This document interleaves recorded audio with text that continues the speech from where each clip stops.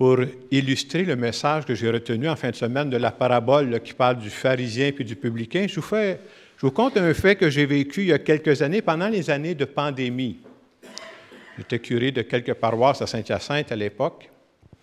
Et on avait organisé, il y avait une rencontre par Zoom, vous savez, par Internet, là, avec différents curés qui travaillaient à faire du renouveau dans leur paroisse. Alors, chaque curé expliquait qu'est-ce qu'il faisait dans sa paroisse, puis on passait au suivant. Le curé qui a parlé juste avant moi, c'était le curé d'une grosse église aux États-Unis, une vraie. Dans leur paroisse, il y avait même une école qui appartenait à la paroisse, là. Et ce curé-là travaillait avec des dizaines d'employés. Il nous contait tout ce que la paroisse faisait, puis il en faisait des actions. Quand il a eu fini de parler, ils m'ont dit « Jacques, c'est à ton tour. » J'avais l'impression que si je pouvais me cacher quelque part, autrement dit, j'avais l'impression de ne pas être à la hauteur à travers tout ce qu'il venait de dire. Moi, ce que je vivais une expérience avec quelques paroisses, on commençait, puis on essayait de faire du renouveau. Je vous compte ça pour dire, je ne sais pas si vous avez déjà vécu une expérience semblable, tu arrives à quelque part, à un moment donné, tu dis, je suis à la bonne place, moi, là. J'ai l'impression que je ne suis pas à la hauteur des autres, là. Ce que j'ai à dire, est-ce que c'était bien ce qu'on faisait? Oui, oui. Mais est-ce que ça cotait tout ce qu'ils faisaient aux États-Unis? Hey, j'étais dans la brume complètement. Et c'est quoi la bonne nouvelle de cette parabole-là en fin de semaine? Ce n'est pas le flash que Dieu regarde. Est-ce que c'est important de faire des bonnes actions? Oui. Mais ce n'est pas ça d'abord que Dieu regarde. Ce qu'il veut nous dire à travers la parabole, c'est ce qui compte le plus, quelle est notre attitude quand je me présente devant Dieu, là? Est-ce que mon cœur est vrai puis est sincère? Le reste, c'est des statistiques qui n'impressionnent pas Dieu. Je dirais que la parole de Dieu, la fin de semaine, vient nous rappeler qu'on a tous des peurs, et une des peurs qu'on a dans la vie, c'est la peur du rejet. Ou encore, je dirais tantôt peut-être dans d'autres mots, la peur de ne pas être à la hauteur. Je pense qu'on passe tous par des moments comme ça. Et cette peur-là, ce que ça fait, c'est qu'à un certain moment, tu te dis, ce que je fais, c'est bien, mais j'ai l'impression que ce n'est pas assez bien. Tu sais, on pourrait toujours rêver à plus, hein? Et cette peur du rejet, elle peut se vivre, je dirais, à 3 niveaux. On peut avoir peur d'être rejeté par les autres. Qu'est-ce que ça veut dire, être rejeté par les autres? Vous avez peut-être déjà vécu des expériences comme ça. Les autres ne nous disent pas carrément ça, là. Mais tu finis par sentir que tu n'es pas tout à fait au même niveau que les autres. C'est comme on a l'impression, on cale un peu dans notre siège, on n'est pas à la hauteur. Une deuxième forme de rejet qu'on peut vivre, des fois, on peut vivre un rejet, même s'il n'est pas vrai, je me sens rejeté par Dieu. Pourquoi? Parce que je me rends compte que je suis toujours, moi, en dessous des attentes que Dieu pourrait avoir envers moi, là. Et comme nous autres, on est imparfaits, puis je me présente devant un Dieu parfait, j'ai toujours l'impression qu'il m'en manque un bout. On peut sentir ça, alors que Dieu ne nous rejette pas. Et la troisième forme de rejet qu'on peut vivre, c'est face à nous-mêmes. Comment on fait ça pour se rejeter soi-même? C'est que je me mets des attentes très élevées qui font en sorte que moi, je suis toujours en bas des attentes, puis je finis par douter de moi. De dire, bien moi, ma vie, c'est une vie ordinaire que j'ai, elle n'est pas importante, ma vie à moi. C'est un grand danger, hein? Et j'aime cette page d'Évangile-là qui veut nous sortir de ce cercle-là pour dire, hé, c'est important, je ne veux pas savoir tes statistiques, je veux savoir si ton cœur est vrai et est sincère, puis tu as confiance à Dieu. Alors, je vais avec la parabole, c'est ce qui nous est présenté ce matin. Jésus nous conte une parabole dans laquelle 2 personnes se présentent au temple pour prier. On nous dit qu'il y a un pharisien puis un publicain. Un pharisien, ce que j'aimerais vous dire pour bien comprendre la parabole, nous autres, aujourd'hui, on a une déformation quand on regarde les pharisiens. On pense que les pharisiens sont méchants. Pourquoi je vous dis ça? Parce que quand on parle des pharisiens dans l'Évangile, souvent, ils s'opposent à Jésus. Fait que ça donne l'impression, nous autres, que c'est du mauvais monde, c'est pas du bon monde. En réalité, les pharisiens, à l'époque de Jésus, quand Jésus compte, là, pour les gens de son époque, c'était les personnes les plus religieuses, les plus justes. De l'autre côté, il y a le publicain. Le publicain, c'est un collecteur d'impôts. Donc, par définition, tout le monde est d'accord avec ça, un collecteur d'impôts, c'est un voleur. C'est-à-dire, non seulement ils collectaient l'impôt, ils en mettaient dans ses poches. Alors, la réputation qu'ils avaient, c'était évident, là. Et même aujourd'hui, je vous dirais ça, j'ai déjà été dans certaines soirées, ça commençait à parler des impôts, ne parlait pas de ça. Hey, la pression monte, il y en a qui venaient rouges comme une tomate, là, changer de sujet dans ce temps-là. C'est un sujet dangereux, les impôts. Alors, j'y vais maintenant. Alors, qu'est-ce qu'on nous dit? Le premier, le pharisien. Qu'est-ce qu'il fait, le pharisien, avec ce que je viens de vous expliquer? Lui, quand il prie, là, la première chose, quand il prie, il se présente devant Dieu, puis il présente à Dieu les belles réalisations qu'il a faites. Et c'est vrai. Il en a fait des belles réalisations. Les publicains étaient des gens qui faisaient des beaux gestes.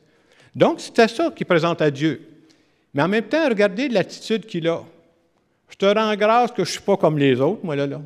Ah non, lui, il est meilleur que les autres. Il est convaincu de ça. Puis les autres, là, qu'est-ce que tu veux, c'est la basse classe. Il faut traîner ça, ce monde-là. Mais c'est toute l'attitude de suffisance qu'on nous montre là-dedans. Au contraire, le publicain, quand il se présente devant Dieu, il n'y a pas d'action éclatante à montrer. Hein? Puis au contraire, il sait qu'il a-tu fait des erreurs? Bien, c'est sûr. C'est un collecteur d'impôts, donc c'est un voleur. Là. Donc, quand il se présente devant Dieu, mais il ne cache pas ça. Il dit à Dieu, j'ai fait des erreurs. C'est moi, ça, là. C'est exactement moi. Mais ce qui est beau dans son attitude, c'est qu'il dit, moi, je te donne tout ça, je te remets ça entre les mains, là, puis je te fais confiance. Ce matin, je suis venu te prier avec un cœur sincère. Et quand les gens écoutent la parabole de Jésus, mettez-vous dans la peau des gens de l'époque, pas nous autres, parce que nous, on est déformés, ces pharisiens. Vous savez ce que les gens attendaient à la fin de la parabole? Les gens attendaient que Jésus dise aux gens, « Ben, agissez donc comme le pharisien, faites des bonnes actions, vous allez être correct. » C'est pas ça du tout que Jésus va dire. Jésus va dire, celui qui est retourné juste, c'est lui, là, à la maison, c'est le collecteur d'impôts. Oups! On dit toujours dans une parabole, il y a un aspect crunch qui est choquant. Là. Hey, pour les gens de l'époque, c'était très choquant, cette affaire-là. Ça ne se peut pas qu'un lecteur d'impôts soit un bon gars. Là. Alors, quel est le message pour nous? Je ne sais pas comment vous arrivez cette semaine pour prier. Moi, j'arrive pour prier, je vis l'Eucharistie ce matin, puis j'aimerais beaucoup offrir à Dieu mes actions éclatantes de la semaine. Je ne suis pas sûr que j'en ai. Est-ce que j'ai fait des bonnes choses? Oui. Est-ce que j'ai fait des choses pour impressionner Dieu? Là, si j'y présentais ça ce matin, ça va lui faire plier les genoux? Pas sûr. Mais la parabole vient nous dire, ce n'est pas ça qui est important. Ce qui est important ce matin, c'est quand tu te présentes pour prier Dieu, là, arrive tel que tu es. De toute façon, je vous annonce que Dieu me connaît. Puis Dieu nous connaît tout le monde. Là. Est-ce que Dieu connaît mes forces? Tout à fait. Est-ce que Dieu connaît mes faiblesses? Tout à fait. Alors, ce que j'ai à présenter, moi, c'est ma personne. Plus que des statistiques. J'aimerais vous montrer des belles statistiques. Je n'en ai pas à présenter à Dieu ce matin-là. Mais ça, je peux y présenter ça. Et quand je me présente à Dieu tel que je suis, avec mes forces, mes faiblesses, c'est ça que Dieu accueille. Et des fois, on pourrait dire, et puis on a ce sentiment-là, on pense toujours, « Ah, moi, ma vie est moins importante que d'autres. D'autres, me semble, qui font des plus grandes actions que moi. » Ce n'est pas ça que Dieu regarde. Il veut savoir, suis-tu sincère dans ce que je fais? Et au début de la célébration, je vous parlais de l'exemple de mon curé de Floride. Je n'ai rien contre le curé de la Floride. Là.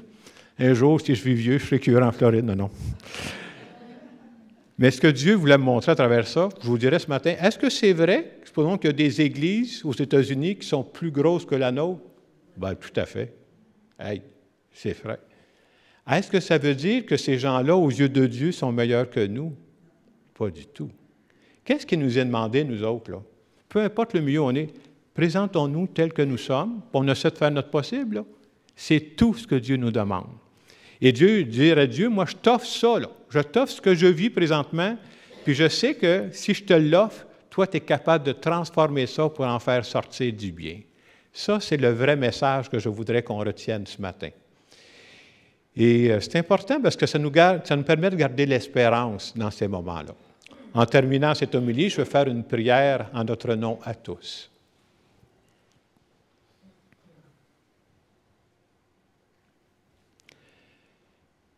Ce matin, Seigneur, en venant te rencontrer, je n'ai pas d'action éclatante à te montrer. J'ai fait des bonnes choses, mais des actions éclatantes, je n'en vois pas ce matin. Je n'ai pas des statistiques pour t'impressionner. Mais si j'ai choisi de venir te prier ce matin, ça, je peux te le dire avec sincérité, je l'ai choisi. Je vais être vrai devant toi. Puis moi, ce que je veux t'offrir, c'est ma vie, telle qu'elle est, avec mes forces et mes faiblesses. Et ce que j'ai confiance, c'est que tu m'accueilles tel que je suis. Et si tu m'accueilles, toi, tel que je suis, ça m'aide à m'accueillir moi-même dans tout ce que je vis présentement. Je veux te dire merci de m'aimer à ce point-là. Amen.